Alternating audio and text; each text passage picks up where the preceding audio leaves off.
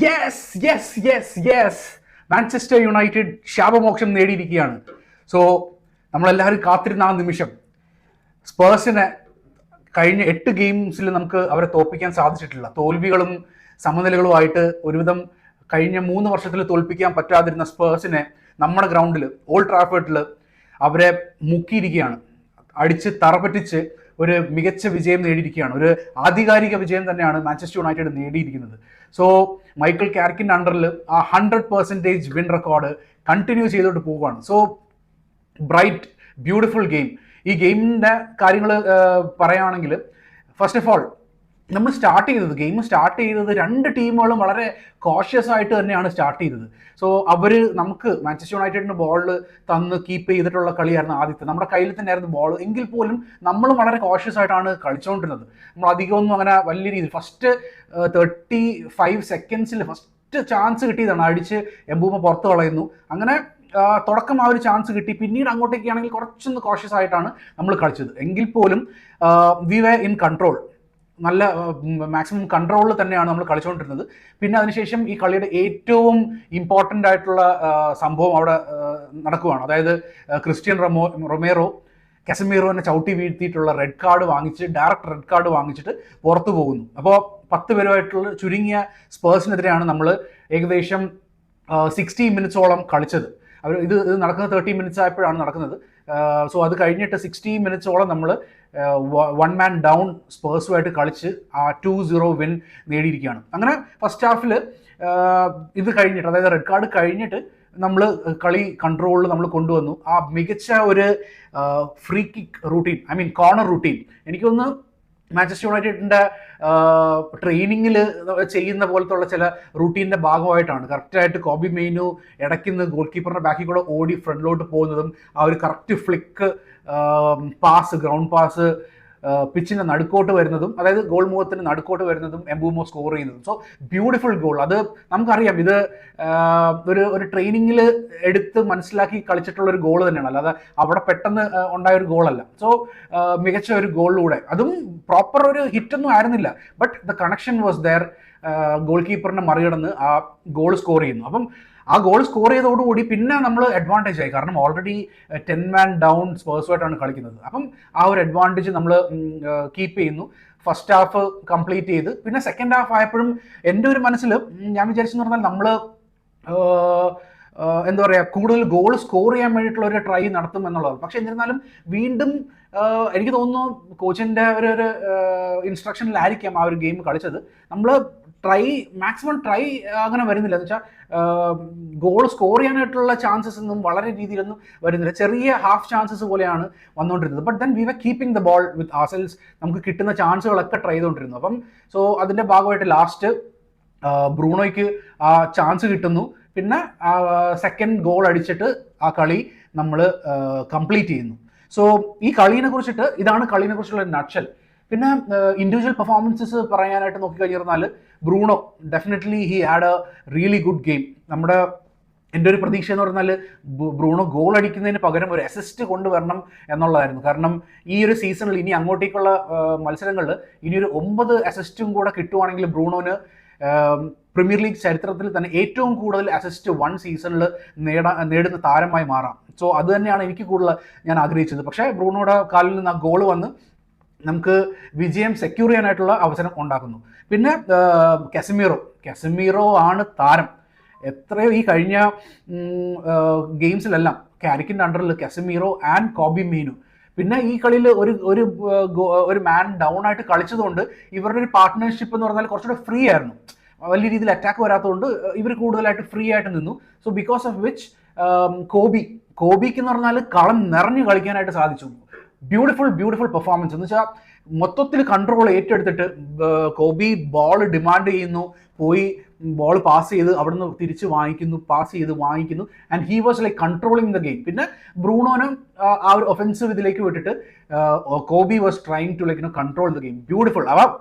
ഈ കോബിനെയാണ് നമ്മൾ കാണാൻ ആഗ്രഹിച്ചത്. ഇത്രയും നാളായിട്ട് കാണാൻ ആഗ്രഹിച്ച കോബിനെ തിരിച്ചു കിട്ടിയെന്ന് വേണം നമുക്ക് പറയാനായിട്ട്. So thank you Carrick for that.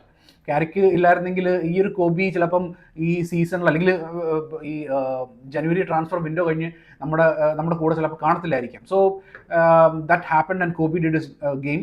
പിന്നെ ഡിഫൻസിന് അങ്ങനെ അധികം കാര്യങ്ങളൊന്നും ഇല്ലായിരുന്നു ചെയ്യാനായിട്ട്, ബിക്കോസ് അവരുടെ അറ്റാക്ക് എന്നൊക്കെ പറഞ്ഞാൽ വളരെ കുറവ് തന്നെയായിരുന്നു. ആൻഡ് മോസ്റ്റ് ഓഫ് ദി എന്താ പറയുക, അവരുടെ അറ്റാക്കും കാര്യങ്ങളൊക്കെ നമ്മൾ മെയിൻറ്റെയിൻ ചെയ്ത് പോകുന്നു. ആൻഡ് ഇമ്പോർട്ടൻറ്റ് ദാറ്റ് സെനി ലാമൻസിന് ഒരു ക്ലീൻ ഷീറ്റ് കിട്ടിയിരിക്കുകയാണ്.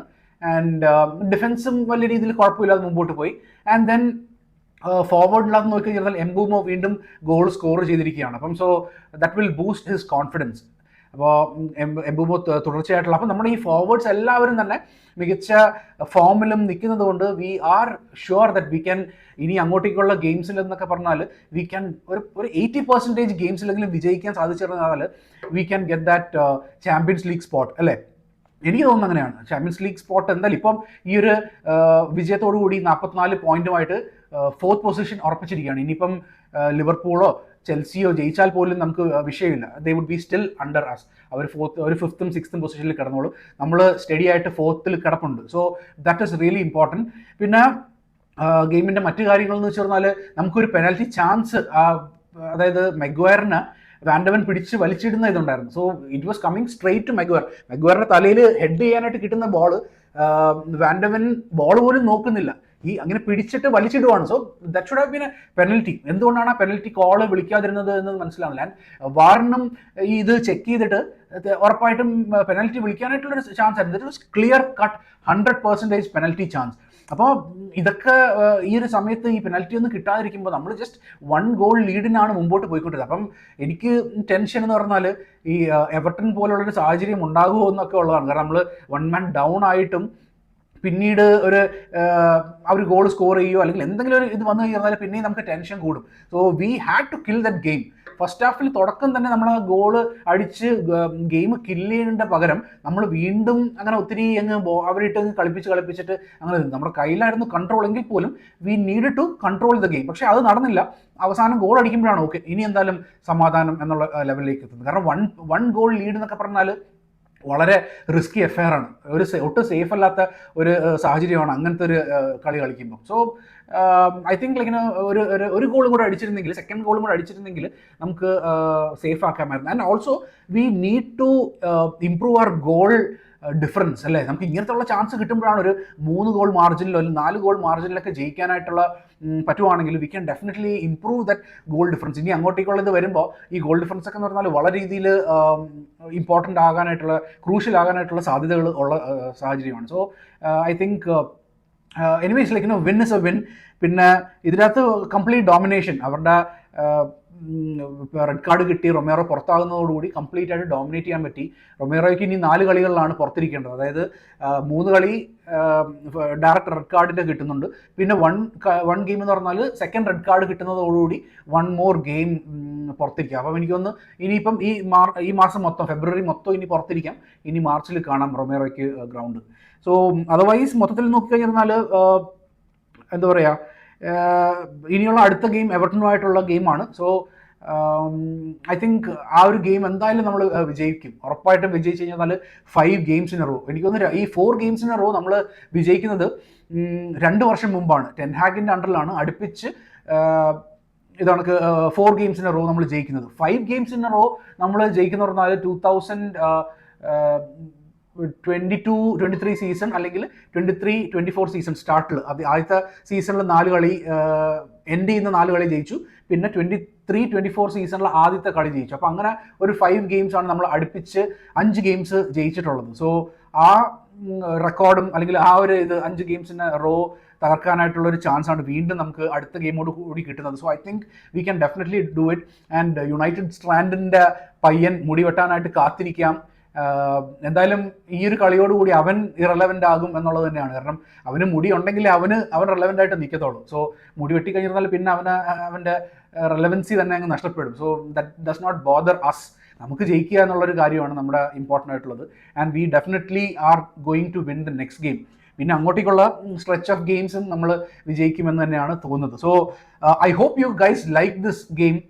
നിങ്ങൾ ടെൻഷനോട്ട് കൂടിയാണോ കണ്ടത് അതോ റിലാക്സ്ഡ് ആയിരുന്നോ എന്നുള്ളത് put that in the comments. പിന്നെ ഈ വീഡിയോ വാച്ച് ചെയ്യുന്ന നിങ്ങൾ ആരെങ്കിലും ചാനൽ സബ്സ്ക്രൈബ് ചെയ്തിട്ടില്ലെങ്കിൽ please subscribe to the channel. പിന്നെ ഈ വീഡിയോയ്ക്ക് ഒരു ലൈക്കും കൂടെ തരണം എന്ന് റിക്വസ്റ്റ് ചെയ്യുന്നു, so that this video reaches maximum people. Okay, ഒന്ന് ഹെൽപ്പ് ചെയ്യണം നിങ്ങളെല്ലാവരും ഈ വീഡിയോ കൂടുതൽ ആൾക്കാർ എത്തിപ്പെടാനായിട്ട് ഒരു ലൈക്കും കൂടെ തരണം എന്ന് റിക്വസ്റ്റ് ചെയ്യുന്നു. ഓക്കെ, സോ നമ്മൾ പറഞ്ഞിരുന്നത് ഗോൾ പ്രഡിക്ഷൻ അല്ലെങ്കിൽ വിജയം പ്രതീക്ഷിച്ചു 3-1 ആയിരുന്നു പ്രതീക്ഷിച്ചത്. പക്ഷേ എന്നിരുന്നാലും 2-0 ജയിച്ചു. ആൻഡ് നോ ഗോൾസ്, ക്ലീൻ ഷീറ്റും ഓടുകൂടി കിട്ടിയതോടുകൂടി ദാറ്റ് ഇസ് ഒരു ഹാപ്പി ആയിട്ടുള്ള ഒരു എൻഡിങ് തന്നെയാണ് നമ്മൾ ഈ ഗെയിമിൽ നടത്തിയിരിക്കുന്നത്. So team, thank you so much for watching. Okay, so ഞാനൊരു 5 ഗെയിംസ് ചർച്ചാ വിഷയം 5 ടോക്കിംഗ് പോയിന്റ്സ് എന്നുള്ള ഒരു വീഡിയോ നാളെ ഇടുന്നതായിരിക്കും. So this is just A match reaction. പെട്ടെന്ന് കണ്ടിട്ട് എന്തൊക്കെയാണ് ഈ കളിയിൽ നിന്ന് തോന്നിയിട്ടുള്ള കുറച്ച് കാര്യങ്ങളാണ് ഇടുന്നത്. അപ്പം ഡീറ്റെയിൽഡ് ആയിട്ടുള്ള 5 ടോക്കിംഗ് പോയിന്റ്സ് നാളെ ഇടുന്നതായിരിക്കും. So thank you so much for supporting. Take care, by.